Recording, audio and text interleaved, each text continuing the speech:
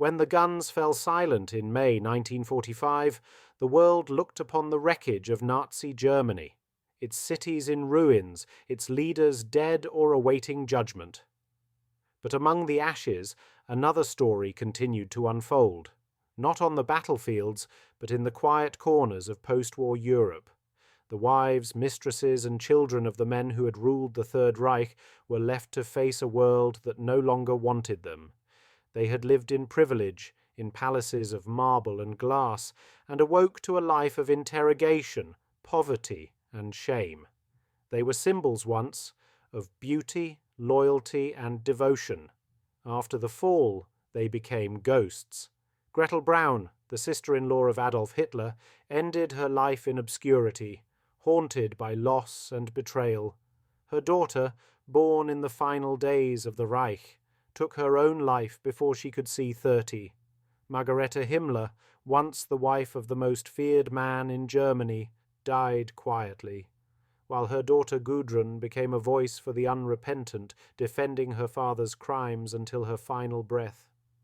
Gerda Bormann gave her youth and health to a fanatic husband, and left behind 10 children who would spend their lives hiding from a name that history could never forgive. Annelies von Ribbentrop lived long enough to see her husband's signature remembered as a symbol of deceit, the diplomat of death, whose words paved the way for war. And Emmy Göring, once adored as the First Lady of the Reich, ended her days in a modest apartment, surrounded by photographs of a husband who had poisoned himself rather than face justice. Her daughter, Edda, lived in silence, the last princess of a fallen empire. The children of these families grew up in a divided Germany. Some chose denial, others repentance, and a few, like Gudrun Himmler, carried on the torch of their father's beliefs. For many, their only escape was anonymity.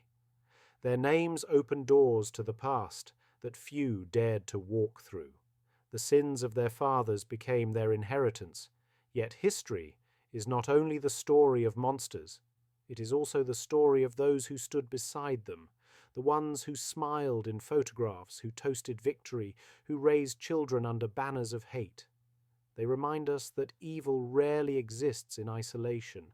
It thrives in admiration, in loyalty, and in the silence of those who look away. For 75 years, these women and their descendants lived beneath a shadow that never lifted. The castles of the Reich are empty now. The voices that once commanded millions have faded into the static of history, but the echo remains. It lingers in the ruins of Berlin, in the yellowed photographs, in the faces of those who remember. It whispers a warning that behind every tyrant stand those who enable him, love him, and protect him, even as the world burns. This was the story of the forgotten women of the Third Reich, of love and loyalty, power and ruin, and the generations who lived with the echo of consequence. The echoes of history still reach us today. If you found this story compelling, subscribe to WW2 Frontline, where the forgotten chapters of World War II are brought back to life. Join us again as we uncover the human stories behind the world's darkest hour. Subscribe now and keep history alive.